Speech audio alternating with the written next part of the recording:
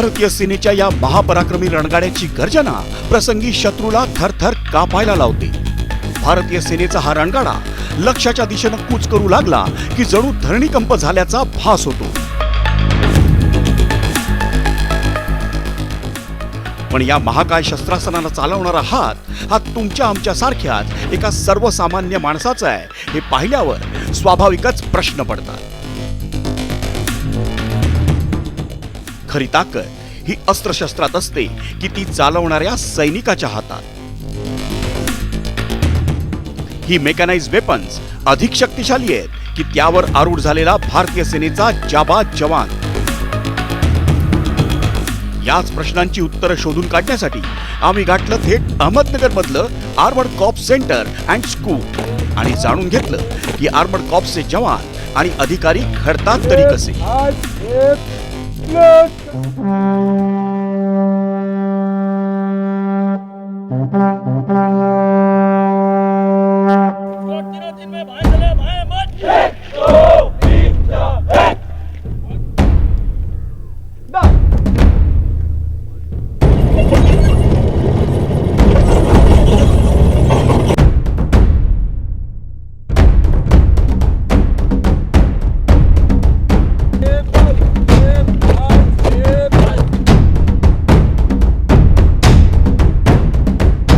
नमस्कार, मी विजय साळवी।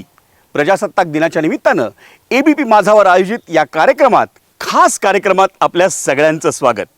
आपला देश स्वतंत्र झाला तो 15 ऑगस्ट 1947 या दिवशी। पण या देशानं जी राज्यघटना डॉक्टर बाबासाहेब आंबेडकर यांच्या अध्यक्षतेखालील समितीनं जी लिहिली ती राज्यघटना स्वीकारली आणि त्याची अंमलबजावणी सुरू झाली ती 26 जानेवारी 1950 रोजी आणि तो दिवस प्रजासत्ताक दिन म्हणून साजरा केला जातो।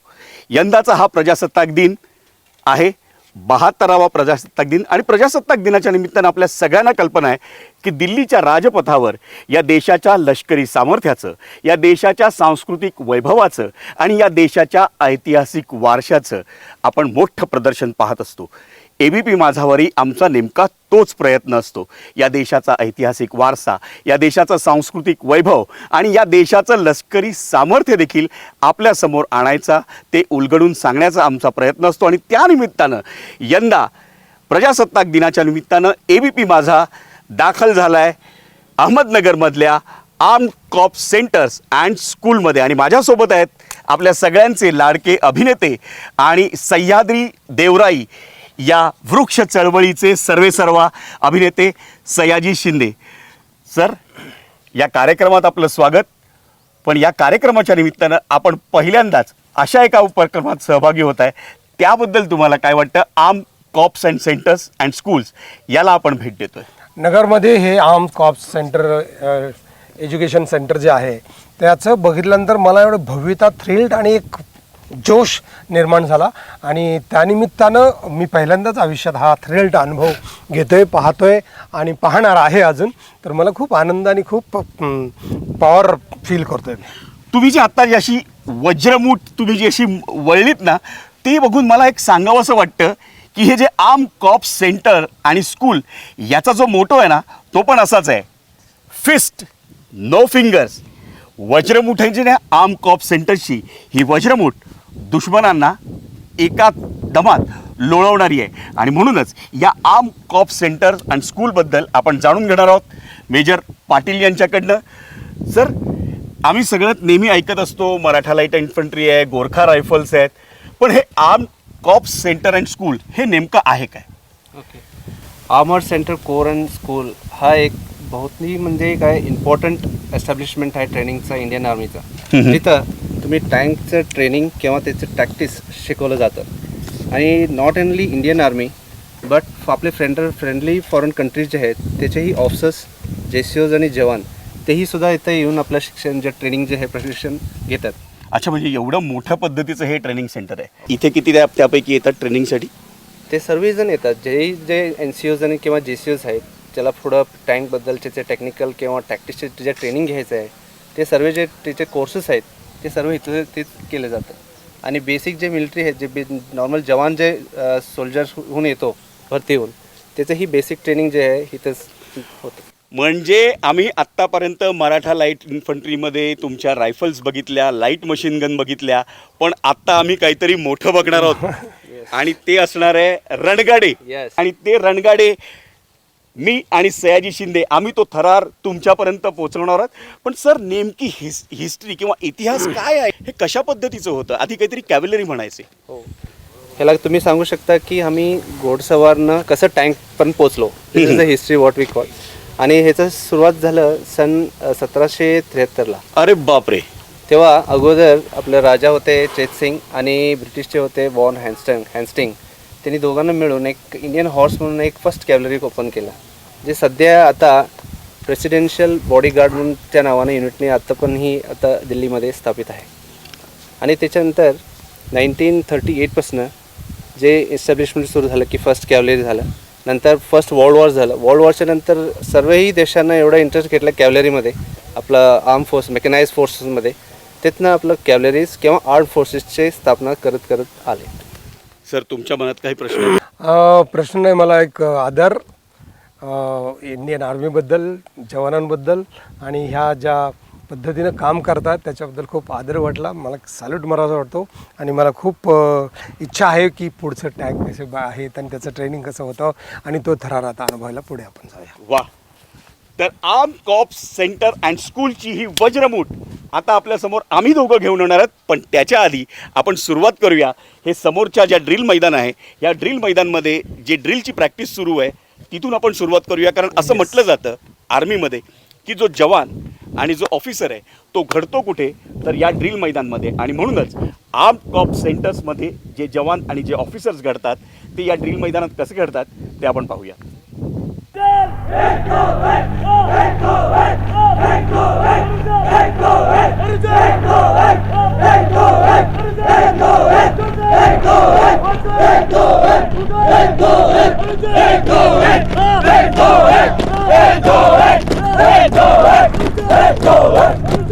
Right, left, select, connect, right, select, left,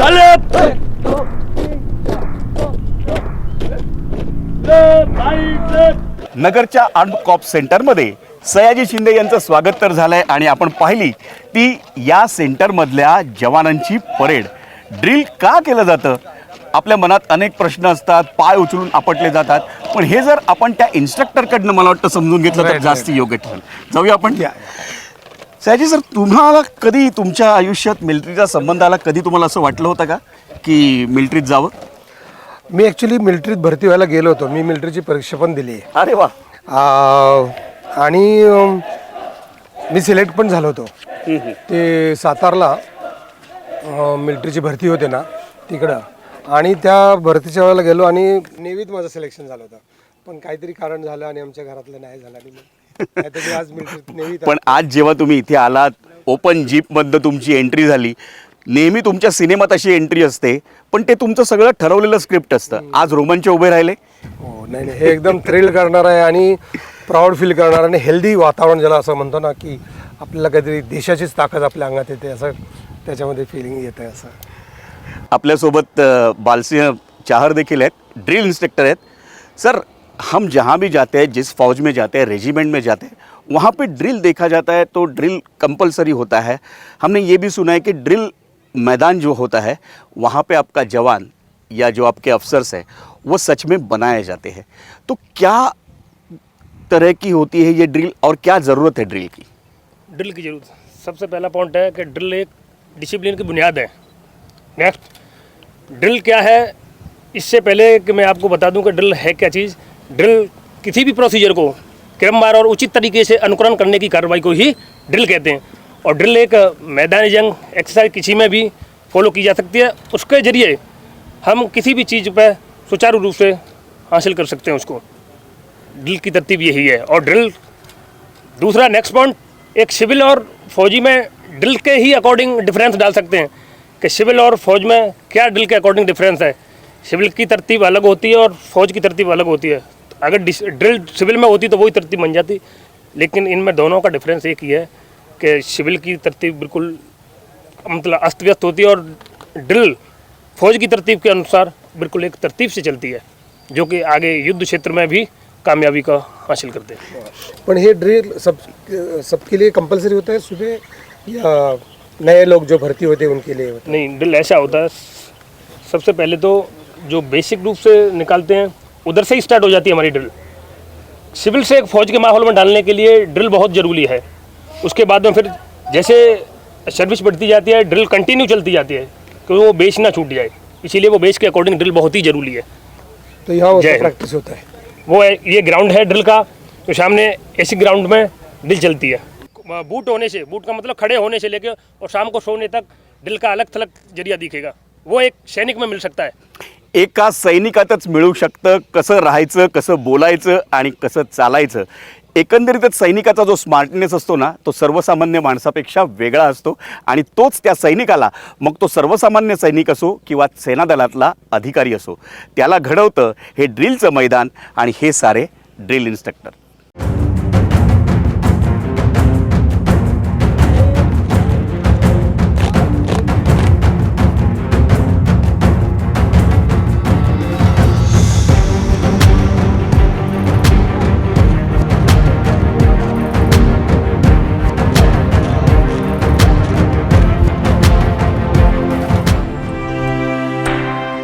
armoured COP सेंटरच्या ड्रिल मैदानातून खरं तर आम्ही निघालो होतो टँक ट्रेनिंग सेंटरच्या दिशेनं.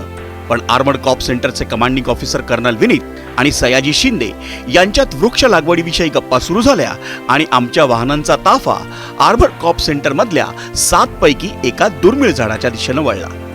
वनस्पतीशास्त्रात या झाडाची प्रजाती ही बाओबॉब या नावानं ओळखली जाते. वृक्षवल्ली आम्हा सोयरी वनचरे या नायाने जगणारे सयाजी शिंदे मोठ्या बुंध्याचं ते झाड पाहून इतके खुश झाले की त्यांनी धावत जाऊन त्या झाडाला आलिंगन दिलं. सयाजी पाहता क्षणी त्या झाडाच्या इतक्या प्रेमात पडले होते की त्यांनी तातडीनं आपल्या वृक्षतज्ञ मित्राकडून त्या झाडाची शास्त्रीय माहिती करून घेतली. सर, तुम्हाला काय नेमकं जाणवलं या झाडामध्ये वेगळं? पण याचा बुंदा असा आम्हाला खूप मोठा दिसतोय. नहीं मिस्टर विनीत सर क्या बोले कि आपको अगर पेड़ का बहुत शौक है, मैं आपको एक डिफरेंट चीज़ दिखाता हूँ. मैंने बोले क्या?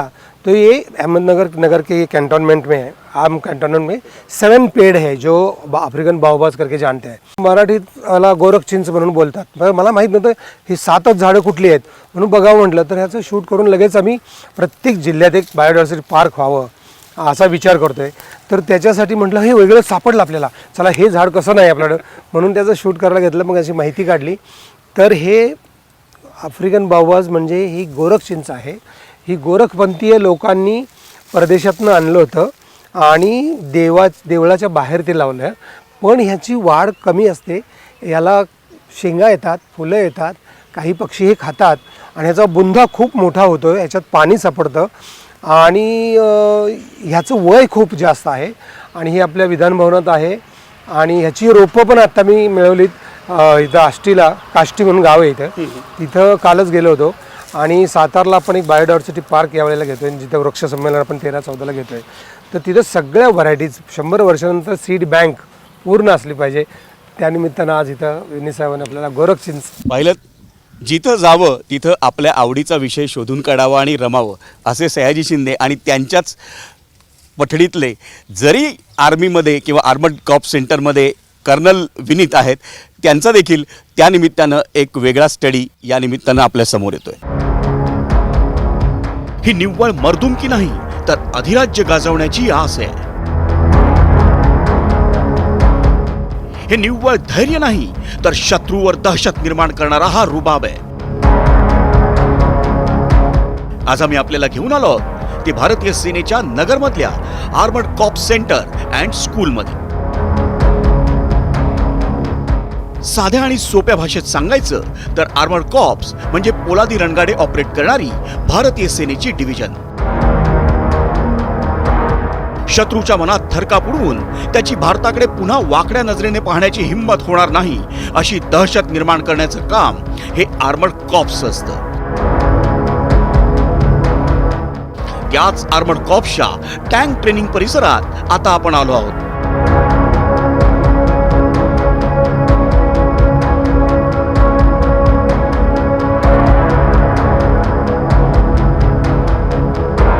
Armoured corps centre and schools म्हटल्यावर पहिल्यांदा तुमच्या नजरेसमोर येतात ते मोठे मोठे रणगाडे आणि त्याच्यावरच्या तोफा. याविषयी आपल्याला सविस्तर माहिती कधीच नसते आणि हीच माहिती देण्यासाठी सयाजी सर आपल्यासोबत आहेत. नायब सुभेदार अजय कुमार. सर जी, ये कौन सा एरिया है? ट्रेनिंग एरिया है जिसके अंदर हम आर्मर्ड कोर्स के अंदर रिक्रूटमेंट एनरोलमेंट होने के बाद में पहले बेसिक ट्रेनिंग कंप्लीट करता है, उसके बाद में driving end maintenance training complete करता है, उसके बाद में अपनी ट्रेड ट्रेनिंग के लिए एक वाईएस यहाँ पर आता है. यंग सोल्जर को हम टैंक के बारे में पूरी जानकारी देते हैं, प्लस उसको हम सिखाते हैं कि बेसिक टैंक को कैसे चलाना है. लड़ाई या एक्सरसाइज के दौरान जब ज़रूरतें पड़ती हैं तो टैंक को हमने छुपाव में कहाँ रखना है, उसके लिए टाटा लोडिंग कैसे करना है, उसको एम्बियोफ्यू पे कैसे उसको चढ़ाना है. प्लस यहाँ पर हम यंग सोल्जर को नाइट ड्राइविंग भी देते हैं, जो कि जहाँ पर जाने के बाद में अपना लड़ाई या एक्सरसाइज के दौरान अपने आप को अच्छा साबित कर सके. मैं आपको यही चीज़ को इंट्रोडक्शन ऑन ग्राउंड करवाता हूँ. हम धीरे धीरे टैंक की तरफ चलते हैं और मैं आपको इसके बारे में जानकारी हासिल कराऊँ. अलग अलग प्रकार के टैंक्स हैं हमारे पास जो कि अलग अलग यूनिटों को दिए गए. ओके. इसके बारे में अभी मैं जानकारी आपको कराता हूँ. एक टैंक के अंदर 3 क्रू बैठे हैं, जिसमें जहाँ पर ये बैठे हैं इस टैंक को कंट्रोल करने के लिए 3 क्रू मेंबर की जो रिक्वायरमेंट पड़ती है. यहाँ पर आप देखेंगे ये अभी टैंक कमांडर जो कि पूरे टैंक को कंट्रोल करता है. गनर जो कि अपनी साइड से देखते हुए आगे दुश्मन को देखता है और उस पर राउंड फायर करता है. इसके सामने जहाँ पर हम देखते हैं आगे वो जहाँ पर खड़े हुए हैं वहाँ पर ड्राइवर बैठता है जो कमांडर के आदेश के अनुसार काम करता है. अच्छा. अभी मैं आपको कमांडर के बारे में जानकारी हासिल कराऊंगा कि कमांडर की क्या क्या काम है. गनर अपनी पूरी कार्रवाई करता है. जैसे ही कमांडर के आदेश के अनुसार कमांडर अपने एम को मिलाता है और गनर को आदेश देता है फायर.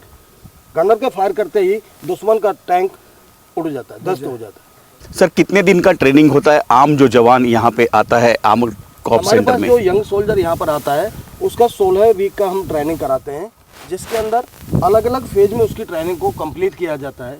पहले एक यंग सोल्जर को हम टैंक के बारे में थ्योरिकली उसको बेसिक जानकारी हासिल कराते हैं, जिससे कि वह वाईएस थ्योरिकली टैंक के बारे में जानकारी हासिल कर सके. साथ के साथ ही उसी चीज़ को जो हमने थ्योरिकल पढ़ाया है उसी को हम प्रैक्टिकली उसी जवान को हम दिखाते हैं. ये लोग नीचे बैठते हैं? हाँ जी सर. अरे ऊपर है, उनको ऑक्सीजन फिर?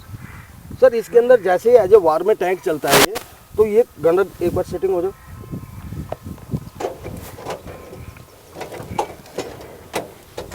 ये कंडीशन में यहाँ पर ये गनर बैठता है और साथ ही इसी कंडीशन में यहाँ कमांडर बैठता है और ड्राइवर जो कि आगे सामने कैमरामैन के पास बैठे हुए हैं. तो ये लॉक करते हैं? ये कपोला भी हमारा बंद रहता है. अच्छा. ये दोनों कपोले बंद हो जाते हैं. बंद होने के साथ साथ जो भी हमें साइड से दिखता है, यहाँ पर देखेंगे हम गनर साइड है, जिसका मैग्निफिकेशन टाइम 8 है कि हमें 800 मीटर का जो डिस्टेंस है वो 100 मीटर के एरिया में दिखाई देता है. इस साइड से 800 मीटर आगे तक का हमें 100 मीटर के दिखाई देगा. तो यहाँ से वो अपनी साइड से दुश्मन को देखता है और कमांडर से आदेश लेता है और कमांडर के आदेश के अनुसार वो फायर करता है. जब युद्ध होता है साहब, तभी उसको कितना दिन ऐसा रहना पड़ता है, जाना पड़ता है, ऐसा कुछ? युद्ध की सिचुएशन को देखते हुए लॉन्ग टाइम भी हम रह सकते हैं, पर हमारे पास अवेलेबिलिटी है कि हम युद्ध हमें कितने भी दिन चले, हमारे पास अवेलेबिलिटी है कि क्षमता है कि हम कंटिन्यू भी वो चीज़ को कर सकते हैं. हमारे साथ इसके साथ पीछे जो हमारी कुछ चीज़ें हैं जो स्टोरेज साथ में लेके चलते हैं. इधर अंदर, इसके अंदर या नहीं, पीछे पीछे दूसरा सपोर्ट कॉलम, दूसरे कॉलम.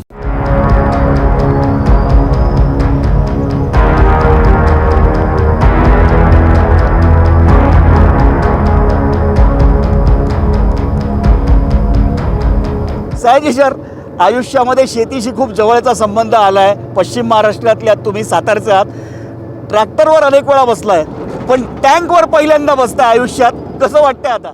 नाही, मला हे टँक ज्याला आपण रणगाडा म्हणून ओळखला जातो, हा रणगाडाच्या शब्दातच अशी ताकद आहे. आणि त्यात ट्रेनिंग सेंटरमध्ये इथं देशासाठी रणगाड्यावर सैन्याने फोर्स तयार केला जातो. याचं एक वेगळंच फिलिंग आहे की आज ते मी प्रत्यक्षात बघतोय.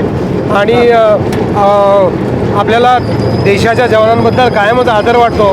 आणि हे सगळं बघितल्यानंतर तो अजून त्याला हृदयात असा रिस्पेक्ट आणि आदर असा पॉवर खूप वाढल्यासारखी वाटतं. तुम्ही अलीकडेच एका तमिळ चित्रपटात आर्मी चीफची भूमिका केली आहे. त्यावेळी तुम्ही काहीतरी बाकूमध्ये जाऊन शूट केलं होतं. तामिळ चित्रपटामध्ये एका मी इंडियन आर्मी चीफचा रोल केला होता आणि देशासाठी देशाला फसवणाऱ्या एका गुंडाला पकडण्यासाठी. तर त्याचं विमानाचं शूटिंग फक्त बाकू देशात मिळतं.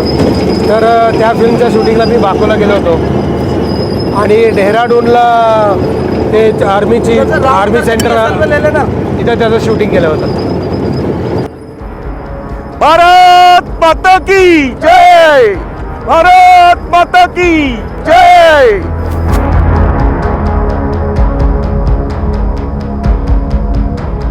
सर जी, ये जो टैंक चला रहे हैं, ये नॉर्मल ड्राइविंग करने वाला आदमी चला सकता है या इसकी कोई दूसरी बात होती है? नॉर्मल ड्राइविंग करने वाला टैंक को नहीं चला सकता है. इसके लिए स्पेसिफिक हम उस ड्राइवर को सिखाते हैं इसके कंट्रोल्स के बारे में, प्लस इसके जो ट्रेनिंग्स कराते हैं जो वाईएस की. नॉर्मल हम एक कार का ड्राइवर इसको ऐसे नहीं चला पाएगा. इसकी स्पीड कितनी होती है ज़्यादा से ज़्यादा? Speed sir as a maximum speed 60 kilometre per hour इसका स्पीड है.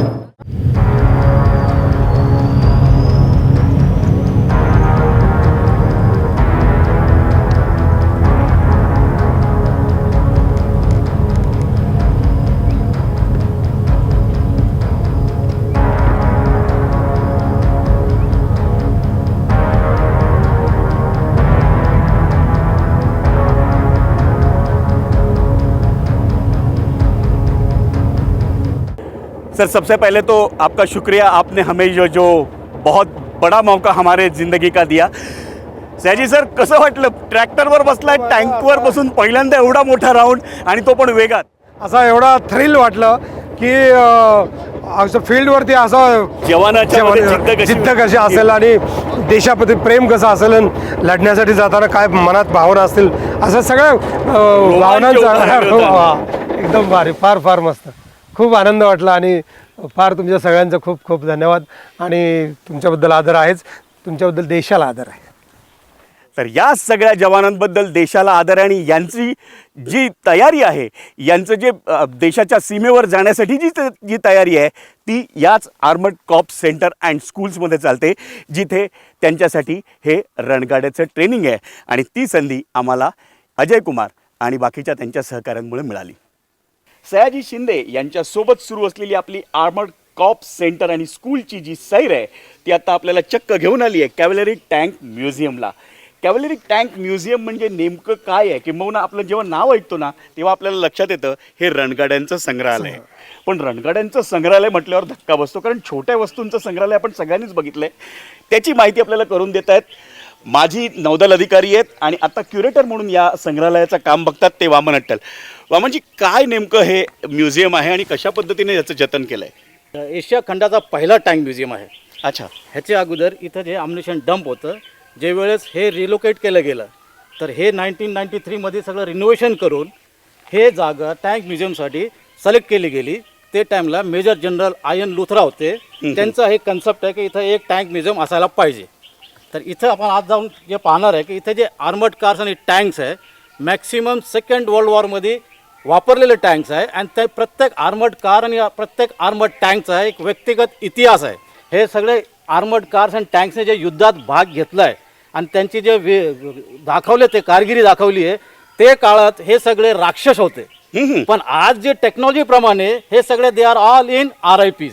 अच्छा. But they are having a different history about all tanks. Of course, कारण त्यांनी तो जमाना, त्या काळातला जमाना जेव्हा मेकॅनिझम हळूहळू वाढत होतं तेव्हा त्यांनी तो काळ गाजवलाय, मर्दुमकी गाजवली आहे आणि ते खरोखरच मोठी कामगिरी आहे. ही फारच चांगली माहिती आहे आणि आमच्यासाठी त्याचा म्हणजे पहिल्यांदाच असं जगातलं पहिलं काहीतरी बघतो, इतकं फिरून आलो. पण ह्या संदर्भात बघायला आणि आता क्युरियोसिटी खूप वाढली की आज जर आपण ते कसं बघूया. चला जाऊया आपण.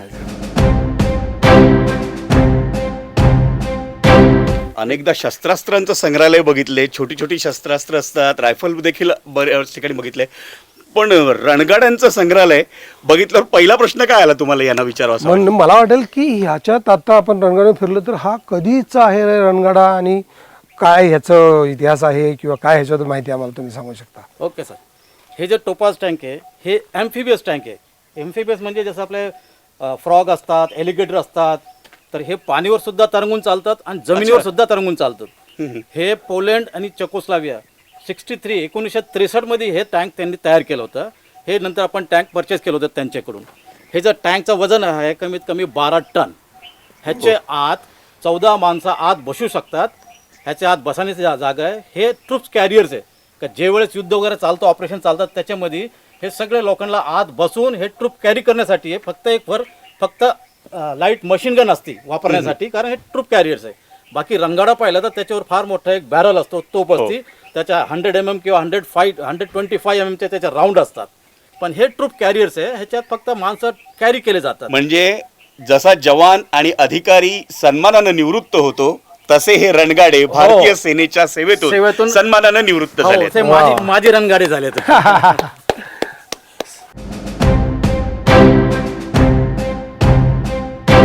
हे जे आर्मर्ड कार आहे, हे रशियानी बनवलं आर्मर्ड कार आहे. BTR ब्रॉन्झ ट्रान्सपोर्ट त्याचं नाव आहे. आणि ह्याच्यामध्ये 2-3 वर्षन होते, 60, 57 आणि 62. तर हे पण सेम ते टोपास टँकसारखाच आहे. ह्याच्या आत 12 माणसं बसू शकतात. मागच्या साईडला एक प्रोपेलर आहे मोठा. हे ॲम्फिबियस आहे. आणि ह्याला चढण्याचा आणि उतरायचा जे कार्यक्रम ते साईडनी त्यांना एक हेच आहे. जसं आपण डोअरमध्ये जातात तसं एक विंडो असते, ते विंडोतून आत जातात आणि आत बसतात. ह्याची कॅपॅसिटी 12 माणसं आत बसू शकतात. आणि 2, एक ड्रायव्हर आणि एक कमांडर, जे हे गाडीला जे कमांड करतो, आदेश देतो, ते कमांडर असतो. आणि त्याच्या साईडला छोटे छोटे तुम्हाला पोर्ट होलसुद्धा दिसेल. ते पोर्ट होल ओपन केले तर आतून ते फायरिंगसुद्धा करू शकतात. त्याच्यानंतर हे आत फॅसिलिटीज आहे.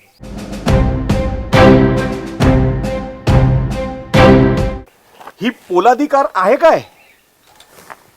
हे आमच्या टँक म्युझियमचं सगळ्यात जुना विंटेज कार आहेत, हम्म. जे ब्रिटननी बनवला होता 1914 मध्ये. आणि Rolls Royce. Rolls Royce, actually Rolls Royce हे जे ह्याची चेसी आहे सिल्वर गोस्ट. तर सिल्वर गोस्ट चेसीजवर कमर्शियल कंपनी होती, जे इंजन माउंट केलं गेलं रॉल्स रॉयसचा, म्हणून त्याचं नाव रॉल्स रॉयल दिलं गेलं. आणि आधी रॉल्स रॉयस फक्त डिफेन्ससाठी हे गाड्या बनवत होते.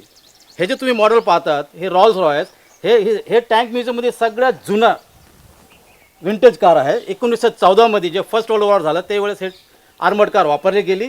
त्याच्यानंतर 1939 to 1945 सेकंड वर्ल्ड वॉर झालं त्यावेळेस पण हे गाडी वापरली गेली. त्याच्यानंतर भारतात पोलिसला हे गाडी दिली गेली त्यांच्या इंटरनल सिक्युरिटीसाठी.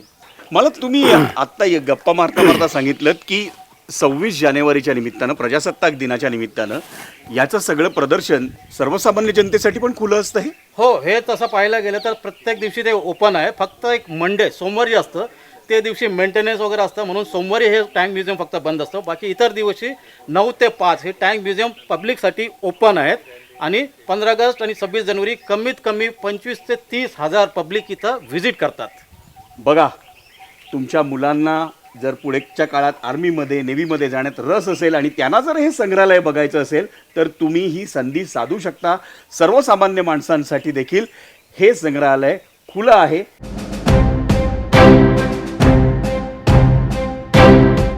शिंदे साहेब, आपण उभा आहे, हे जे टँक दिसतात हे फार महत्वाचा टँक आहे. कारण हे भारताचा पहिला बनवलेला first Indian made tank under Vickers limited UK वेजेंता. आज आपण चेन्नई म्हणतो, आधी आपण मद्रास म्हणायचो. मद्रासच्या साईडला एक जिल्हा आहे ज्याचं नाव आहे आवडी. आवडीमध्ये अजून पण टँक फॅक्टरी आहे. हे जे तुम्हाला दिसतं हे भारताचा पहिला बनवलेला वेजेंता टँक आहे. 1967 1966 मध्ये हे टँकला इन्व्हॉल्व केला गेला. आणि सगळ्यात पहिला हे जे टँक दिलं गेलं हे सेकंड लान्सर युनिटला दिलं होतं, सेकंड लान्सर रेजिमेंटला दिलं गेलं होतं. हे जे टँक हे फार महत्त्वाचं आहे, कारण 71 आणि कारगिल युद्धमध्ये हे टँकचा वापर केला गेला होता. ह्याचा जे बॅरल पाहता आहे तुम्ही, हे 105 mm बॅरल आहे. आणि हे टँक 1966 मध्ये आर्मीमध्ये इन्व्हॉल्व झालं आणि 2004 मध्ये हे आउटडेटेड केलं गेलं. कारण प्रत्येक 20-25 वर्षानंतर टेक्नॉलॉजी चेंज होत असते, आपले लहान बाळं मोठे होत असतात. तसं हे जे टेक्नॉलॉजी जुनी झाली तर हे टँकला काढून घेतलं. पण हे टँकला 2004 मध्ये ऑगस्टमध्ये ज्यावेळेस आउटडेटेड केलं गेलं ते टाईमला हे टँकचं गन फायर केलं गेलं. आणि हे गनचा रेकॉर्ड आहे की हे टँकनी 60 सेकंड्समध्ये 30 राऊंड फायर केले. हो, आणि ते पण 80% टार्गेट हिट केले होते. हे तर तुम्ही आम्हाला दाखवलं भारतीय बनावटीचा विजयंता, ज्याने आपल्याला अनेक युद्धात मोठी मर्दुमकी गाजवून दिली आहे. हो, पण असा एक रणगाडा इकडे आहे की ज्याचं नाक खाली आहे आणि तो रणगाडा पाकिस्तानचा आहे आणि जो आपण त्याच्यावरती विजय मिळवला आणि त्याला पकडून घेतलंय. एकदम चांगली तुम्ही एकदम लॉजिक पॉईंट सांगितलं काय त्याचा नाक खाली आहे. हे इंटरनॅशनल लॉजिक आहे. जेवढे पण रणगाडे त्यांच्या तुम्ही ते बॅरल नाक म्हणतात ते बॅरल खाली पाहतात म्हणजे ते टँक सगळे कॅप्चर्ड किंवा डिफिटेड आहे. जसे शाळेमध्ये आपल्याला शिक्षा भेटली तर नील डाऊन करतात, तसं हे सगळं जे आहे डिफिटेड आहे आणि आपल्या फ्रेंडली कंट्रीचे नाही आहे. म्हणून जे आपले फ्रेंडली कंट्रीचे आणि विनर्स टँक आहे त्यांचे सगळे बॅरल्स अप आहे, अशी वरती आहे. आणि जे टँक तुम्ही सांगतात ते टँक बद्दल आता आपण तिथं जाऊन बघू. ते टँकचं नाव आहे पॅटर्न टँक.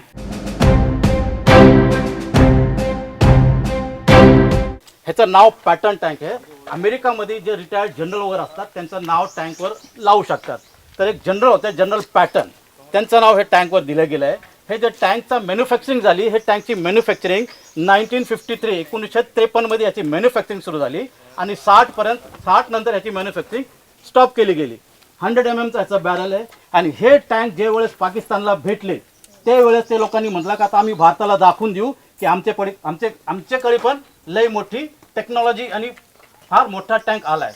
पण जे वेळेस हे टँक असल उत्तर जे सेकंड वर्ल्ड वॉरच्या नंतरचा मोठी टँक युद्ध झाला होता असल उत्तर एरिया पंजाब एरियामध्ये, ते काळात हे टँक जे वेळेस आत आले तर ह्यांना गोळ्याने नाही पण मेंदूनी डोक्याने ह्यांना परस्त केला गेला.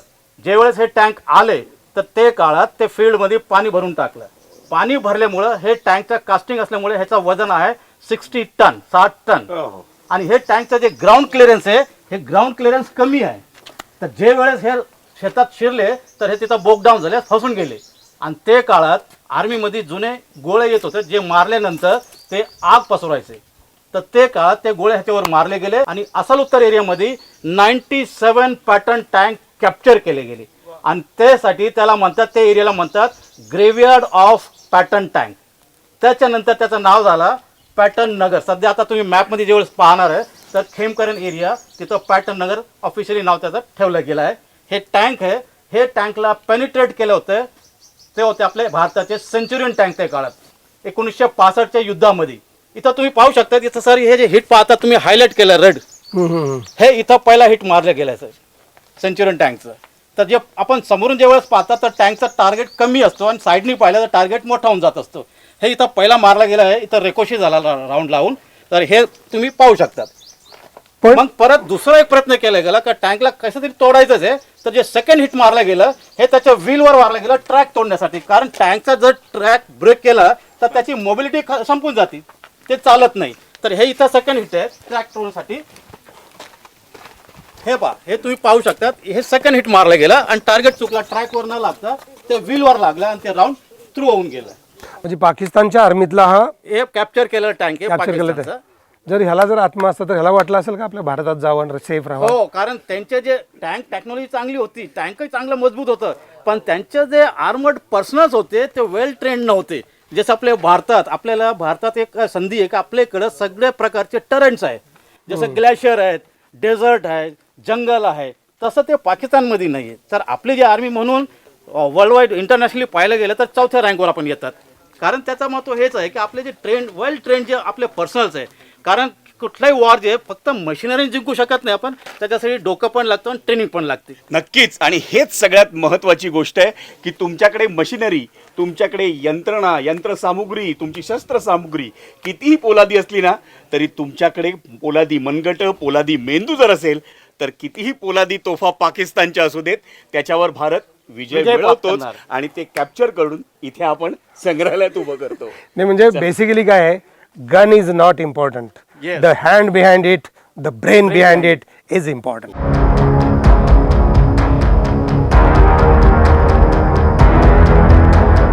एबीपी माझावर प्रजासत्ताक दिनाच्या निमित्तानं सुरू असलेला हा कार्यक्रम आता समारोपाच्या दिशेनं चाललाय. सयाजी शिंदे यांची एक वेगळी ओळख आपल्या सगळ्यांनाच कल्पना आहे की हा माणूस वनीकरणात, ट्री प्लांटेशन किंवा वृक्षारोपण या क्षेत्रात किती मोठा रस घेतो. त्यांची स्वतःची एक संस्था आहे सह्याद्री देवराई. या सह्याद्री देवराई या संस्थेच्या वतीनं साताऱ्यामध्ये एक उपक्रम हाती घेतला जाणार आहे आणि मला वाटतं त्याची घोषणा पहिल्यांदा एबीपी माझावर सयाजी शिंदे करणार आहेत. सर, मला वाटतं तुम्ही त्या तुमच्या उपक्रमाबद्दल सांगावं. भारताचं सगळ्यात प्रमुख चांगली घोषणा कुठली असेल तर जय जवान जय किसान. तर भारताची ही प्रमुख दोन शस्त्र ताकद म्हणूया आपण. तर जवानांच्या विषयी मला ऑलवेज रिस्पेक्ट आहे, भारताला आहे, महाराष्ट्राला आहे. तर जे जवान शहीद होतात देशासाठी, त्यांच्या स्मृतिप्रित्यर्थ देशासाठी ज्यांनी आपला श्वास घालवला, प्राण दिला, त्याच देशासाठी स्मारकरूपी झाड लावायचं वेगळं वेगळं, आणि ते पुढचं देशाला 200-300 वर्षे ऑक्सिजन देत राहणार, आणि दरवर्षी त्या जवानाला आपण सॅल्यूट करायचा. त्या जो प्रोजेक्ट आहे त्याला नाव द्यायचं वंदन वन, की प्रत्येकानं जाऊन दरवर्षी एकदा वंदन करायचं. तर महाराष्ट्रात असे बरेच सैनिक आहेत जिल्ह्यात, तर प्रत्येक जिल्ह्यात असं एक सेंटर करण्याचा विचार आहे. तो पहिलं यावर्षी सुरुवात करणार आहे सातारा जिल्ह्यामध्ये. आणि सातारा का, तर सातारा हे सैनिकांचं गाव आहे. सातारा जिल्ह्याचं जे महत्त्व आहे ह्या सैनिकांच्या दृष्टीने, ते तुम्हाला काय दिसतं? साताऱ्यामध्ये अशी बरीच गावं आहेत की ज्यांच्या प्रत्येक घरामध्ये एक जवान आहे जो मिलिटरीत आहे, देशसेवेसाठी आहे. आणि असं लाखो सैनिक आज रिटायर्ड झालेले पण आहेत. त्या सगळ्यांबद्दल आपल्याला एक रिस्पेक्ट आहे, तो कायम राहावा याच्यासाठी ते बनवतो आपण वंदन वन, आणि सातारा त्याच्यात प्रमुख आहे. आणि देशासाठी हे जवान जे लढत राहतात आणि आपलं कार्य झाल्यानंतर आयुष्य पण घालवत असतात, तर ते सगळ्या नवीन जनरेशनला हे माहीत असावं की इनके प्रति अपने को बहुत रिस्पेक्ट होना चाहिए एंड तक. नव्या पिढीला स्फूर्ती मिळावी, प्रत्येकानं सैन्य जॉईन करावं, सैन्यात भरती व्हावं, या दृष्टीनं त्यांचा हा प्रयत्न आहे. मला वाटतं आता मी हे जे व्यासपीठ आहे हे तुमच्यासाठी मोकळं करतो. तुमच्यापैकी कुणाला सयाजी सरांना प्रश्न विचारायचा आहे का? नमस्कार साहेब, तुम्ही सगळी आर्मी कॅम्प्स फिरलेले आहे, तर आर्मर्ड कोअरमध्ये येऊन तुम्हाला कसं महसूस वाटू राहिलं? या नगरच्या आर्मड फोर्स एज्युकेशन ट्रेनिंग सेंटरमध्ये आल्यानंतर मला खूप प्राऊड फील झालं, मला खूप आनंद वाटला. ह्या नवीन जवानांना बघितल्यानंतर एक देशाबद्दल जो आदर होता, जवानांबद्दल जो आदर होता, तो अधिक द्विगुणित झाला असं मी सांगेन. आणि माझा रिस्पेक्ट त्यांना कायमच राहील. आणि त्यासाठी हा एपिसोडसुद्धा करताना मला खूप आनंद झाला. आणि इथं प्रॅक्टिकल जे शिकवलं जातं ते किती चांगल्या लेवलला शिकवलं जातं ह्याचं मी प्रात्यक्षिक बघितलं, रणगाड्यावरती फिरून बघितलं, त्यांचं ट्रेनिंग सेंटर बघितलं, आणि त्यांची पद्धत तिथे जे सकाळी परेड होते परेड ग्राउंडवर झालो, त्यामुळे खूप आनंद झाला आणि खूप रिस्पेक्ट वाटला. सर, सातारा जिल्ह्यातलं आपण सैनिकांचं गाव तर समजलं, तुमचं स्वतःचं गाव कुठलं? साताराजवळ वेळेकामठी नावाचं गाव आहे, त्या गावातलं मी आहे. आणि महाबळेश्वर रोडला जाताना ते आहे. आता इथे साताऱ्याची माणसं तर सगळी भरपूर आहेत, पण विळेकामठीचे देखील एक जवान आपल्या सोबत आहेत. बाबर, तुमच्या मनात काय प्रश्न आहे का? मी पहिले तर सरांना म्हणजे धन्यवाद करतो की त्यांनी आर्मर्ड सेंटरला व्हिजिट केलं. सर, मला खूप प्राऊड फील होतं की जसं आपल्या सातारमध्ये घरोघरी सैनिक वगैरे आहेत भरपूर, तसं म्हणजे तुम्ही पण हे आत्ता जे वृक्षारोपणचे जे काम करताय ते म्हणजे मला पण समजलं होतं सर.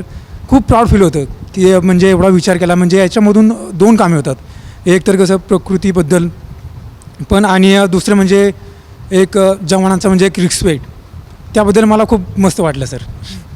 याच्यामध्ये कसं. नमस्कार सर, आर्मर कोड सेंटरमध्ये आपलं स्वागत आहे सर. मला असं विचारू वाटतं की तुम्ही ही जी कल्पना सुचवली तर ही तुम्हाला त्याचं उगमस्थान कुठून झालं? साताऱ्यामध्ये आपशिंग गाव आहे, तिथं नांदगावला माझी बहीण असते, तर तिथलं प्रत्येक जवान, प्रत्येक घरटी एक जवान तिकडे गेलेला आहे.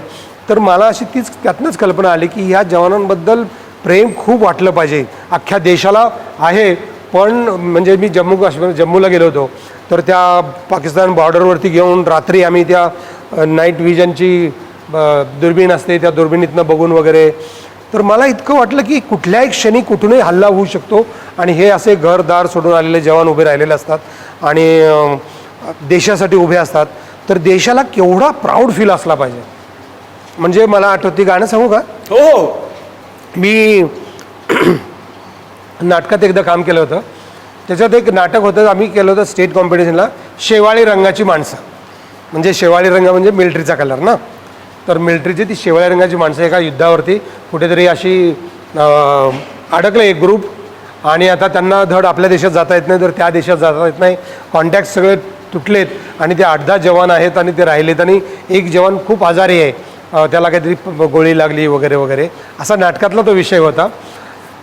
ते मी 25 वर्षापूर्वी नाटक केलं होतं, पण आज मला ते सर्व अगदी समोर आल्यामुळे तुम्हाला आठवतंय थोडंसं. त्यातला एखादी ओळ मला आठवलं असं वाटतं. या पाठीच्या ताठकण्याची सरळ नळी बनवा, भली बिचारी किडनी माझी चापतीचा घडवा, भली बिचारी किडनी माझी चापतीचा घडवा, या पाठीच्या ताठकण्याची सरळ नळी बनवा, अशी करून देहाची बंदूक गनिमावर उडवा, अशी करून देहाची बंदूक गनिमावर उडवा. बोला भारत माता की जय. भारत माता की प्रॉपर सातारचा असल्यामुळं आम्हाला खूप अभिमान आहे. आणि दुसरी गोष्ट म्हणजे हे अभिनेता असून तुम्हाला वृक्षारोपणाची कशी आवड निर्माण झाली? मला असं वाटतं की वृक्षारोपण ही अशी गोष्ट आहे की प्रत्येकाला ऑक्सिजनची गरज असते. तर प्रत्येकजण ऑक्सिजन घेतल्याशिवाय जगू शकत नाही. झाड जगात एकच असं आहे की त्याला जादू येते की ते झाड ऑक्सिजन देतं आणि अन्न देतं. म्हणून आपण सगळे झाडापासून मिळणारं अन्न आणि ऑक्सिजन घेणारे आहोत. मग ते ऑक्सिजन जगात काही मोठं होण्यापेक्षा आपण 1 करोडची गाडी घेतली तरी काय म्हणतो, एक गाडी जरा झाडाखाली लाव रे, सावली लावायला सांगतो की नाही. तर मग काय राहतं, सावली महत्त्वाची आहे. आणि झाड ही असं आहे की जे काही मागत नाही ते फक्त देत असतं. म्हणून झाड लावायची संकल्पना आली. आणि मग मला असं वाटलं की देशाला उपयोगीचं काय असेल तर ऑक्सिजन ते झाड देतं. आणि आपल्या देशाला जगवतं कोण, देशाची आपण त्याला काय म्हणतात आर्म फोर्स, जसं त्याला वाचवतो कोण देशाला, तर ते जवान असतात. म्हणून जवान आणि झाड ही खरी आपल्या देशाची पॉवर आहे. म्हणून त्याच्याप्रती मला रिस्पेक्ट आहे. आणि असा हा झाडाचा प्रकल्प आहे तो त्याच्यातून सुरू झाला. मला असं वाटतं की मला अजून एक गोष्ट सांगायची वाटते विजय, की लहानपणी मी एक कलापथकात काम केलं होतं. तर त्या कलापथकाच्या वेळेला मी गायक नव्हतो, पोवाडा गात नव्हतो, पण मी पाठीमागं उभा होतो. पण त्यातल्या काही ओळी होत्या त्या मला ह्या जवानांसाठी खूप चांगल्या आणि योग्य आहे असं वाटतात. त्या ओळी अशा होत्या की या देशासाठी रणमैदानी लढती ते झुंजार, या देशासाठी रणमैदानी लढती ते झुंजार, भारतीयानो आपण सारे करूया जय जयकार, जय जयकार, जय जयकार, जय जयकार, जय जयकार, जय जय भारतीयानो आपण सारे करूया जय जयकार, जय जयकार, जय जयकार, जय जयकार. धन्यवाद.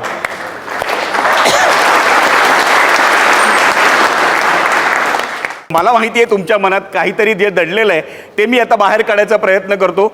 सरांचे अनेक चित्रपट आहेत जे तुम्ही सगळ्यांनी पाहिले, पण सरांना ज्या चित्रपटानं एक मोठा अवॉर्ड दिला तो म्हणजे शूलमधलं बच्चू यादवची त्यांची भूमिका. तुमच्या सगळ्यांच्या वतीनं मी सरांना विनंती करतो, बच्चू यादवचा एखादा डायलॉग किंवा त्यांना आठवत असलेल्या एखाद्या अजरामर भूमिकेचा जर संवाद त्यांनी आपल्याला सादर केला आपल्यासमोर, तर या कार्यक्रमाचा समारोप जास्त छान होईल. तर मला जास्त एक संवाद आहे तो असा वाटतो की वैसे भी ज़मीन को साबुत पानी नहीं मिलता, और जो भी मिलता है उसमें अगर बिजली निकाल लेंगे तो फसल क्या खाक होगी, ये बांध नहीं बनेगा. जय जवान, जय किसान.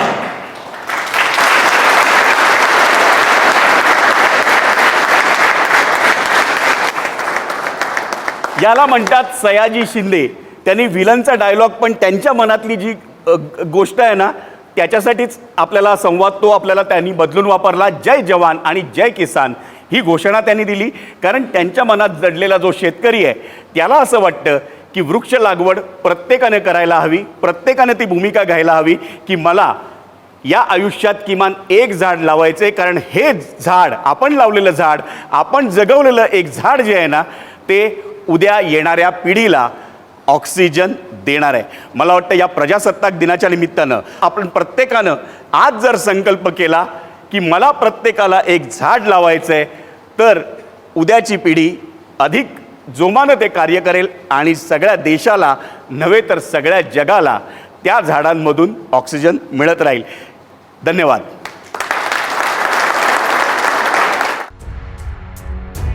आर्मर्ड कॉर्प्सच्या जवान आणि अधिकाऱ्यांशी साधलेल्या संवादानंतर वेळ झाली होती दुपारच्या जेवणाची. सयाजी शिंदे यांनी आर्मर्ड कॉर्प्सच्या लंगरला भेट देऊन जवानांसोबत जेवण घेतलं आणि त्यांच्याशी गप्पाही मारल्या. भल्या पहाटेच्या पीटी परेडपासून थेट दुपारच्या जेवणापर्यंत आर्मर्ड कॉर्प्सच्या जवान आणि अधिकाऱ्यांसोबत घालवलेला हा दिवस त्यांच्या व्यस्त आणि खडतर दैनंदिन जीवनाची कल्पना देणारा होता. देश आणि देशवासियांच्या रक्षणासाठी प्रसंगी आपल्या जीवाची बाजी लावणारे हे जवान आणि अधिकारी त्यांच्या प्रशिक्षण कालावधीत घेत असलेली मेहनत खरोखरच कमालीची आहे. आपल्या घरापासून आणि आपल्या प्रियजनांपासून दूर राहून देशाच्या आणि तुमच्या आमच्या रक्षणासाठी सज्ज राहण्यासाठी सुरू असलेल्या त्यांच्या प्रयत्नांची पराकाष्ठा ही त्यांना सॅल्यूट ठोकावी अशीच आहे. त्यामुळेच तर भारतीय प्रजासत्ताक चिराळून राहणार आहे. कॅमेरा पर्सन आसिफ खान आणि योगेंद्र गुप्तासह विजय साळवी, एबीपी माझा.